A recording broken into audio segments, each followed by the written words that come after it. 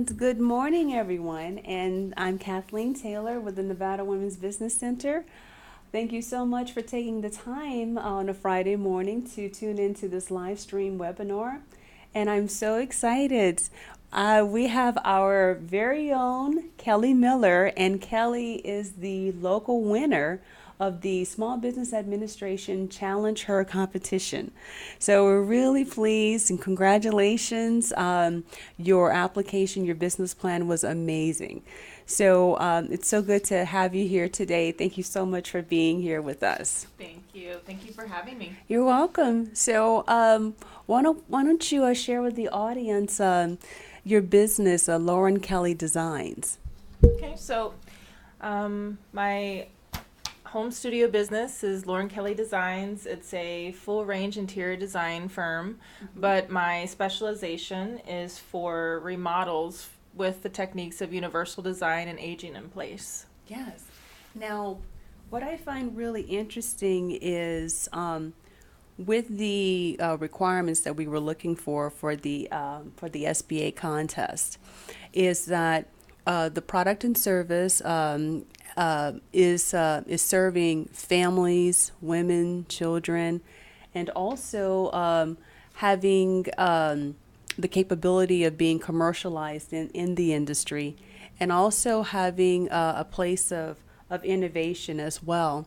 And your business plan conveyed just that, and specifically feeling the need to help people with physical limitations, or people that I know that you're interested in building a client base with veterans or disabled veterans that are making that transition with injuries, and I find that to be fascinating. So how did you come across this need in the marketplace that inspired you to go in this direction of entrepreneurship? Well, originally I got my master's in physical therapy, and I've been doing physical therapy here in Las Vegas for over 12 years now. And I started doing home health, where I'd go into people's homes to treat them since 2008. And then realizing that when I'm in their home, especially if they've come home from a hospital or some sort of accident, that they're asking me, what can I do? I can't get into my bathroom. I can't get into my shower. I can't fix myself a meal because my wheelchair won't let me get to my oven or into my refrigerator. And so then I'm already making all these consultations of, okay, you need to make your door jamb wider in order to fit your walker and wheelchair.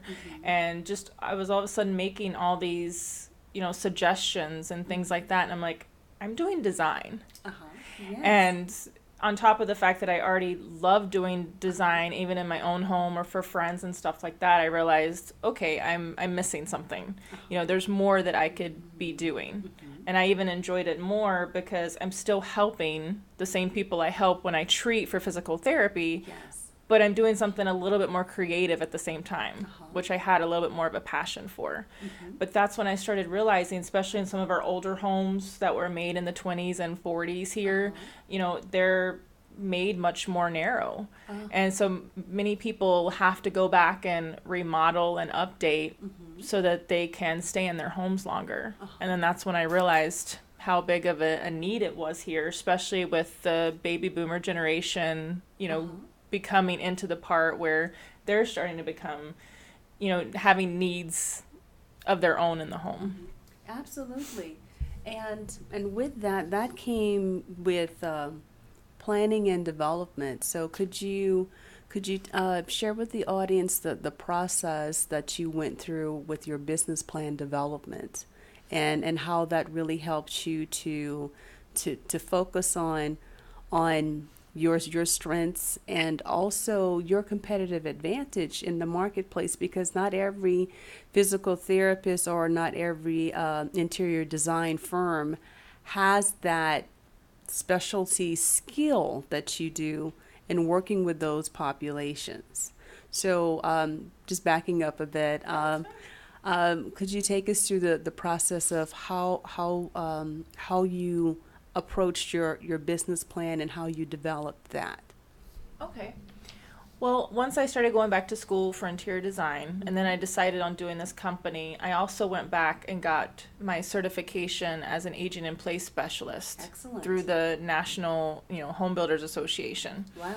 And when I was in there, I even noticed there were physical and occupational therapists in the class with me, along with remodelers. So just even more, it was like making me realize, okay, I'm on the right path. Yes. If a lot of people are doing the same things that I am, but then realizing that I was one of the only interior designers in Las Vegas that had this certification. Excellent. And so with the business plan, I actually had someone write it with me. Good. Someone who I don't write. I understand, and that's okay. That is why I was not an okay. English major. I did things where I'm hands-on and not with a pencil or pen or a typewriter. And I also, I was doing the research and then that's when I started I read the books on how to do the business plan and stuff like that. Tedious. And then of course it went way over my head. So that's when I hired someone and they kind of helped lay it out, even along with some of my friends who were in business. So they had to really help me, and it probably took me almost a year. Sure. Just to do the business plan. And then when we were doing the market analysis and everything like that, it was just a lot of hours just for the research itself. I agree. And calling other interior designers, to do the competitive analysis and stuff like that. It was a lot of homework. Yes, a lot of homework. Absolutely. And what I find interesting is whether someone develops their business plan by themselves or they have like a team to help them develop it, you still need to be part of that mix. You still need to review it, like you said, to take your time and make sure that all the pieces are coming together because it is your vision. There are times when people bring in business plans for us to review, and when I start asking them questions, about it, they really don't give a sufficient answer, and then I can really tell that it was spit out from this program online and this and that and the other. So I'm glad that you took the time with a supporting cast and you being the central focus of that, because it is your business to develop that plan. And given that it took you a year, I mean, that entails a lot of, time and discipline and focus. And I really do commend you, on that. Thank you. Well, I know that, I knew what I wanted it to look like. And so even the person that was helping me write it, and she did most of the writing to make it look nice. She'd never done that before. She'd never done anything for an interior designer or for a physical therapist. So I mean, she was going down what would be textbook for a business plan. But if I didn't put some sort of effort in, then that's exactly what it would have been. A business plan straight out of a textbook. And it wouldn't have anything to do with my company in general. Right. Especially if I didn't go back and edit and stuff like that, because for me, my company is so different. Yes, it is. And there's no way to have that in a cookie cutter. I agree. So if I didn't follow her and we didn't really work together on it, it wouldn't have come out at all, I'm sure. It just, the whole company it wouldn't have explained the focus of it. Yes. It just would have been very generic, just like any other company, and I wouldn't have stood out at all compared to any other business plan out there. And to that point, in reference to the SBA requirements of the contest, one of the requirements were how does your product or service impact women and families and children. And, there are times when we get kind of, we stereotype as to who needs remodeling or customization of their bathroom. We automatically think senior, and that's legitimate. However, in your line of work, you see people, regardless of age, in a car accident or something or another, and they're not necessarily a senior, and families can still benefit from your service, even though they're not typically an older person that needs help getting out of a bathtub. It's other people too. So how do you see Lauren Kelly designs having a positive impact on families? Well, especially with families, especially with women, because whether we want to say it or not, the majority of people who make decisions on remodels in the home, I'm sorry, but it is women. Yeah. It is. It is. The It's guys will, Yes. put in certain things, especially if it's their room. Right? Like And their that's all you man get. cave or whatnot. But usually they'll go, whatever she wants. Yes. Whatever she wants. And so that's when I'm looking through the criteria and I'm like, no, this is women. Because women are the ones who make most of the decisions when it comes to their home. Right. And when it's like women and their families, unfortunately, and I've seen so much being in the home health that I didn't realize how many disabled children they were. Especially from congenital or at birth with cerebral palsy, stuff like that, that are automatically wheelchair bound. Yeah. And so the women, the mothers and fathers, automatically they have to have their home situated for their child. Right. And their child has to grow up in that home. So it's not just the elderly. Right. So it literally is 0 to 99 or 100. Yes. And so they have to be able to operate in their home and run their household. Yes. And so it's, it's children. Same thing if teenagers or people in their 20s and 30s, they're in car accidents. Or unfortunately, how many times I've heard people have accidents hiking up Red Rock or hiking up Mount Charleston. I've treated those people, and they're in their 20s and 30s. Also, deployment, people coming home from the war and then they're coming back disabled, back to Nellis and stuff like that. So, and all these women, whether they're the ones coming back from war or it's their spouses that come back from war, they're going to be impacted. Their whole family is. Exactly. Even in this town, especially in some of the different types of cultures here, people, women, or men and women in their 20s, 30s, 40s are having their parents move in with them. Yes. And so even with that, they have to prepare themselves. So I've gotten plenty where, and it's not just in the design, but also in the therapy, when the parent has had an accident, whether it's a stroke, heart attack, whatnot, and then they had to live with their children, and the children are coming to me when I'm trying to treat their parent going, I don't know what to do. I've never even had to expect this when I bought my home. Yes. And so everything is just going. So it literally is impacting anybody and everybody at any age. Absolutely. But especially the women who's trying to take care of their households. Right. But on top of that, because again, I do full range interior design. I don't just do those remodels for the aging in place and universal design. I still do the regular rooms where people want things to look a certain way. Excellent. So they can either have their hideaway or their coastal space or even an office or their getaway. Right.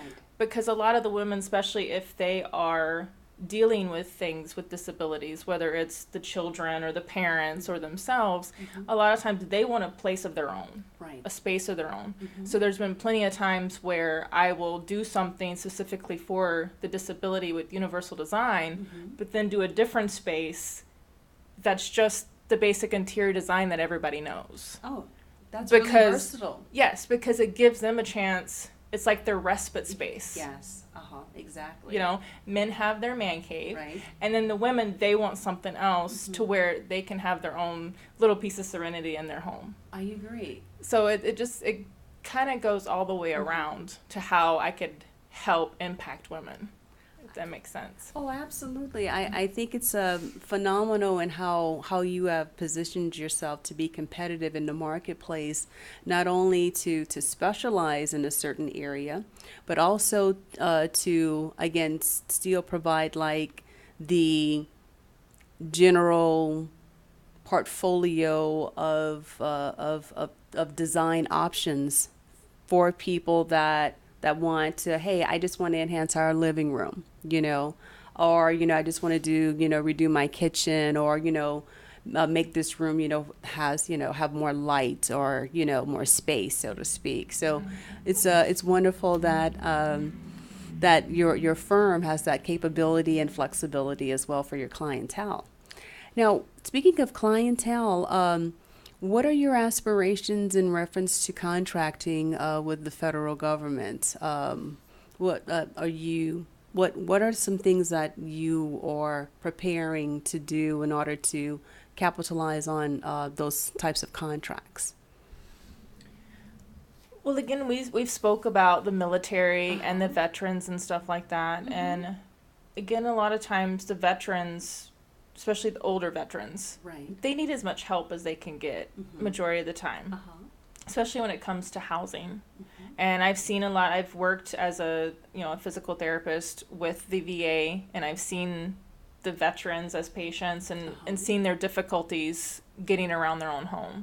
So with federal contracting, I would like to help with VA housing. Excellent.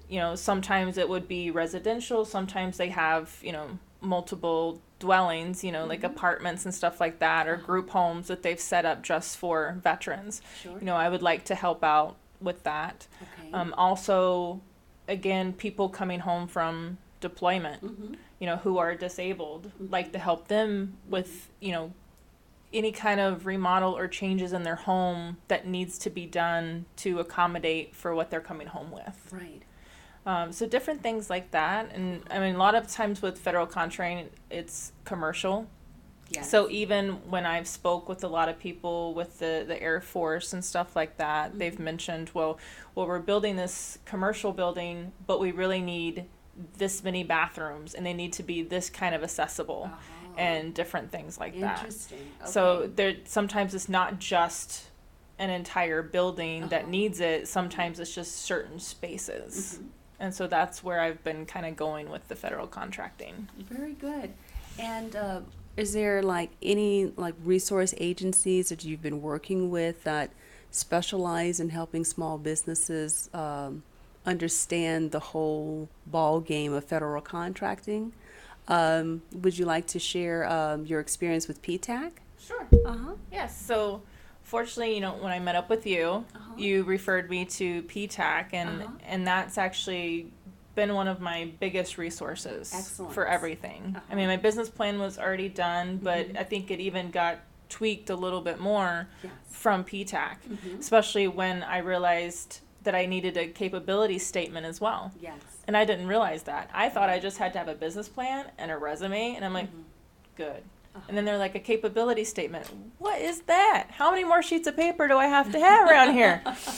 And so then, that's when I got hooked up with PTAC and Cynthia in the PTAC office. And I mean, she just took me step by step by step to the point where we're sitting in front of a computer trying to register for everything. Because, of course, it's the federal government, which means there's all this paperwork. Yes. There's these constant things online. You have to register for this, and you have to register for this. And so she was standing by the computer, hit that button, type that. I'm like, okay.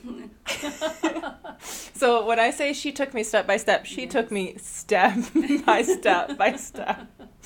But I mean, it was extremely helpful. And then she's been able to introduce me to a lot of other people, that are great resources to keep going within the federal contracting and different things like that, and help me with my capability statement. It's finished now. Congratulations. This is great. And I mean, even she was the one who encouraged me to enter the competition. Oh, wonderful. Yeah, Cynthia's fantastic. Yes, she is. Because I know when I was looking through the criteria, sometimes you're sitting there and you're like, you have a little bit of self-doubt. You're like, do I, could I be part of that competition? Do I fit this? I'm like, I think I do, but it doesn't mean that anybody else out there agrees with me. And that's when I was meeting with Cynthia for a capability statement, finishing things up. And I asked her, and she's like, yes. I'm like, excellent. Okay, great. Thank you. So, and it's, they do really help you and they motivate you, or at least in my experience with Cynthia, she was really motivating me to keep going. Yes. Because some of the things, everything usually flies at you at one time. It does. When it rains, it pours. Yes, it does, all the time. And so you get you can get discouraged, especially because, again, all this takes a lot more time than I think anybody ever imagines. Yes. I never thought a business plan would take a year. Right. I thought a week. It's just a couple sheets of paper. I used to be able to do book reports in a couple hours and I'm good. Oh no, this thing takes forever. And so you can get a little discouraged because it's taking so much time and you wonder, is it ever going to get off the ground? Is this going to happen? And so it's good that you have someone to go, it will. Yes. Just give it a little. Patience is a virtue. Yes, it really is. Yes, and I don't think people realize how much you really have to be patient with yourself because you're so excited about starting your own business. I mean, it's a major accomplishment in itself to make that shift from employee to self-employed mode within itself, and then you're excited, enthusiastic, and you want to get things up and running. But then it's like, okay, I really have to go through the process here of establishing my game plan, which is my business plan, and tapping into resources that will help me in my development as well, because it's a lot to do by yourself. So if anyone's interested in enhancing their skill set when it comes to contracting with government entities, please contact PTAC. That's an acronym that stands for the Procurement Technical Assistance Center. And Cynthia Nodson, Joan Rubin, Lynn Taylor, the whole crew, they're fantastic. So with that, going back to your journey in this with Lauren Kelly Designs, you were inspired to a degree, or got your feet wet to a degree with a family member, and helping, your grandmother, if I'm not mistaken, do some remodeling in her home. So could you take us through that process? Sure. It actually was around the time that I had been going back for my bachelor's in interior design, where we started having, my grandmother started having more physical, mobility issues. And I believe there was a fractured hip. And we just realized that where their home was, it wasn't cutting it anymore. I think, again, the home, it was in a small town in North Carolina. It was built in the 20s, 30s, something like that. The bathroom is maybe 5 feet wide, if that, but that's also including vanities. I mean, it's a small little walkway, and it had a regular tub shower combo. And just realizing my grandmother cannot get in and out of that tub anymore. So, and it also hadn't been updated since 1970. So it was time to just do it overhaul. But the biggest thing about my grandmother is that she never wanted to look old. And I get that a lot with my patients. They're like, I don't care. I will rather crawl on the floor than use a walker. I don't care. I don't want that walker in front of me. I don't want anything to make it look old. And so when we started talking about this, she was getting very down and she was getting very upset because in most people's minds, they think if you change it to where it's handicap accessible, then it's going to look like a hospital room. It's going to look like something's wrong with me. Right. And of course, I've already been training in school and stuff like that. And I said, no, we can do this. And so her and I it took us a couple of months just to pick out everything and to get everything just the way she wanted it. But it just took her realizing, okay, we can accomplish things and it will still look nice. Because even the things that we picked out, and even my grandfather helped out with this, which if anybody ever met my grandfather, they would be like, he did what? But it's because he got to go to Home Depot. Home Depot. Yes. So, they have even grab bars now that you cannot tell that they look like grab bars. Really? Yes. Fantastic. So they have grab bars that are actually toilet paper holders. And so it just looks like a fancy little toilet paper holder, not knowing that it goes into a stud in the wall and you can help lift yourself up. And so we got all those things. We took out the tub shower combo, put in a walk-in shower with a bench, and it was a complete tile shower with the bench, and it was non-slip flooring. Wonderful. And I mean, it just looked like a walk-in shower. And they even make grab bars now that are attached to the detachable shower heads. Oh my So it just goodness. looks like, you would just go up and down with the shower That's head, but not fantastic. realizing it's something for you to hold on to. Yes. So once everything was done, she was very happy. Oh, I bet you was. And then anybody who came in, even younger people, younger meaning anyone, 70 and below, they even gave her compliments on the bathroom. They'd That's like, that's an fantastic. awesome shower. Who did your shower? Nobody. My granddaughter. Yeah. Well, the people who did the actual construction, we'll give them credit, But, not many people knew that they didn't even pay attention to the grab bars. That's fantastic. And so Yes. and of course, she was just so happy because she didn't feel like she was in a nursing home. Right. She didn't feel like something was wrong with her. And she was always, and I think that's where I got most of my design from, she always wanted everything in the home to just look great. Right. So, and then, I even still have some of her clothes. Oh, wonderful. That's how great she was Yes. with design and fashion and stuff. So the fact that she was happy with it, I'm like, okay, thank goodness. Yes, that's Because that was going to be a big step. And I'm like, okay, if I can make her happy, I should be able to make other people happy. And again, because when I'm going back to the women who want their space, to where it's just aesthetically pleasing. Yes. That's the same thing. It is. Like, you want things to be functional within the home, but you also want that aesthetically pleasing. Exactly. Because this is where most people, they don't want to move again. Right. This is where they want their last home to be. Yes. And they should be happy with what they're in. I agree. And happy with how it looks. Well, I'm so pleased that you are providing that type of option, that type of service and quality product to one, provide functional space that's aesthetically pleasing, and also using your creative energy, for interior design, and then also having such a unique competitive advantage in the marketplace, given your background. I think it's fantastic, and we're really, really proud of you in your development as a business owner, as an entrepreneur, going through the whole journey, of it. And are there any like pearls of wisdom that you'd like to share with someone that's starting on their own journey as a business owner? The best advice I can give is what we were saying just a few minutes ago. You have to have patience. Yes. You have to have patience, and you have to have time. Right. And, before I was working full time and then doing business plan until midnight, 1 o'clock in the morning. If you don't have the dedication or the patience, it's not going to happen. I agree.